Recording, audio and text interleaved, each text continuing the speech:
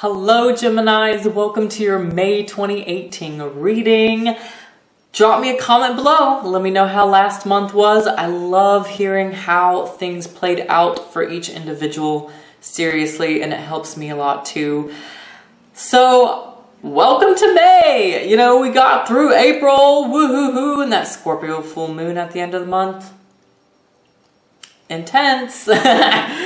So, okay, just a reminder for you Geminis as well that these general readings are good and applicable to your sun sign, your rising sign, or your moon sign. Okay, so with that out of the way, let's talk about the astrology for the month, shall we? So, May 15th is whenever we have the new moon, and your first card flew. I'm going to keep talking though here. So the new moon is May 15th and it's going to be in the sign of Taurus. Also, Uranus moves into Taurus the same day as the new moon as well.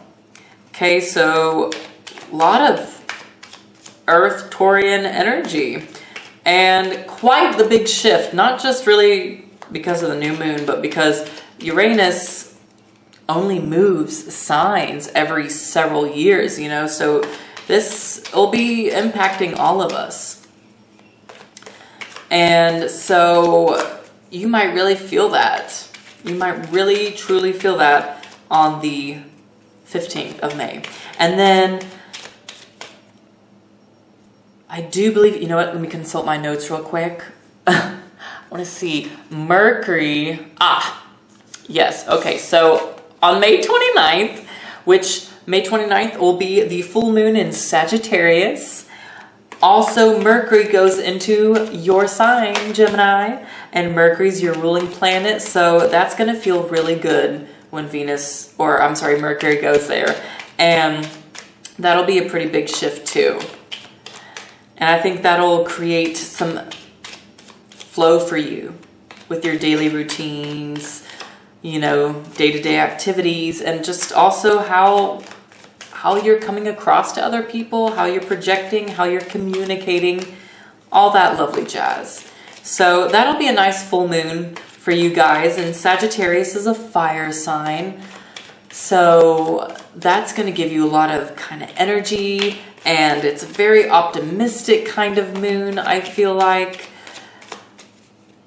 And it's a good time to really expand on spirituality, any new kind of learning, or just growing, or, you know, moving on to the next stage with your learning and education, if you're in school. So that it's a beautiful time to do that, and for things to really be illuminated, for you to really gain clarity. And, you know, the only thing I would say watch out for being like the warning signs with the Sagittarius full moon is doing things, overdoing things, and, you know, doing so much. Sometimes it can feel like you do so much that it feels like you didn't actually really accomplish anything, because your focus was just all over the place. So, you know, that's just kind of a, you know, maybe one of the shadows and things to watch out for with that full moon in Sagittarius, okay? But overall, good things coming your way, Sag. All right, last card is out. Let me go ahead and get you a spirit animal. I've been forgetting some of the animal spirits with some of the other signs, and I've just had to kind of bring them into the extended reading, so I'll make sure I give you yours here.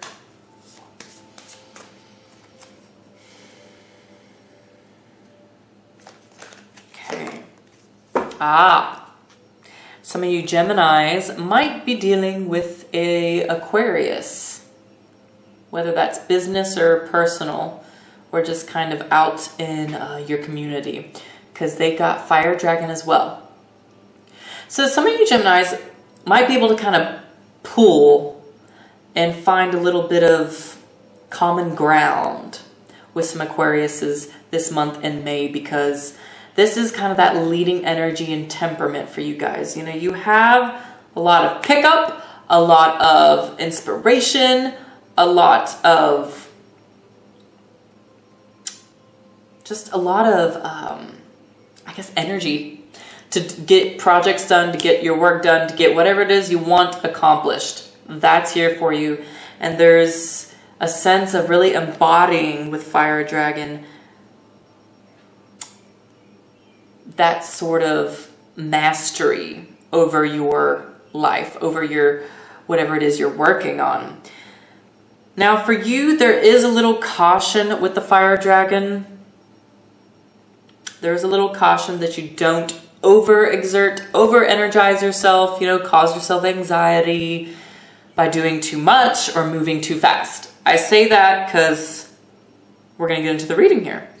I'll show you. So, Gemini, in the first week here, you have the Hanged Man. So I really like this popping up for you in the first week, because what I'm intuitively picking up is there's some pleasantries, some sort of, there's a feeling of relaxation for you Geminis around in the first week of May, where you can kind of really just sit back. I almost just picture some of you like in a bath with your glass of wine, you know, just really chilling out and relaxing, and just kind of whatever way that is for you, whether it's like, you know, simply lying on the couch with a good book, or sitting out in nature, you know, or doing the bath, you know, that kind of thing, where you just really are feeling quite focused and quite in tune and quite, you know, and by being in that kind of state of being where you're just kind of allowing things to take place around you. You know, the Hanged Man isn't worried about the chaos or this or that going on over there. Hanged Man is very present and in the moment and calm. So in that calm, you Geminis are going to be able in the first week especially to find those intuitive insights, those creative ideas coming to the surface here, really coming to the forefront of your mind, where you can implement those. And I feel like many of you Geminis here in the second week, look, you have the Knight of Swords. Will be, a lot of you Geminis, second week is go time, implementing those new ideas. You know, Knight of Swords is fast, quick, you know, on the journey, out to get things done, out to really accomplish something truly. And the kind of where I see part of that warning with the Fire Dragon here is with this Knight of Swords energy in the second week, there is a sense of maybe just overextending yourself. So just be careful that you're not being too wordy, too overly stimulated, you know. I mean, you're gonna have, I feel like, a lot of new ideas and things that you're just wanting to take off with here, but there is just that warning of making sure to take a couple of breaks, you know, sit backs, so you're not causing yourself, you're not overworking your mind and causing too many anxious feelings, or you're not causing chaos to others even, you know, where you're just kind of pushing others aside so you can get your stuff done. So, you know, there's just that slight warning, but you're very motivated in the second week there. And even in the third week, Gemini, you have the Ace of Swords here. So Ace of Swords coming in here, I almost feel like this is a more progression and a sense of, a real sense of achievement, a real sense of gain, a real sense of empowerment for you guys. And this could be happening around, you know, that full moon or close to that full moon when Mercury also goes into your sign. There's a real sense of empowerment and of really winning what it is that you're seeking after and really persisting after here with the Knight of Swords. But in the extended reading, we're going to get clarity on this and see exactly what this Ace of Swords is about. Because I can't quite pin it right now, but whether it's work or relationship or more internal, we're gonna kind of explore that more in the extended. But moving on with the fourth week here, you have the Death card, okay? Something about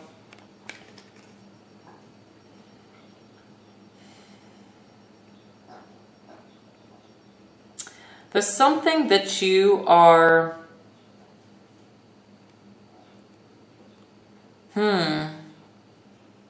something, Gemini, you are letting go of. I know that sounds very, very general,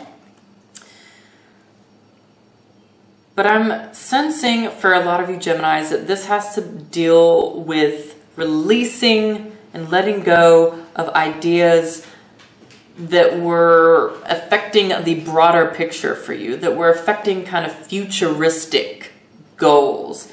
It's ringing as releasing and letting some old paradigms that relate to your future in some way, future goals, future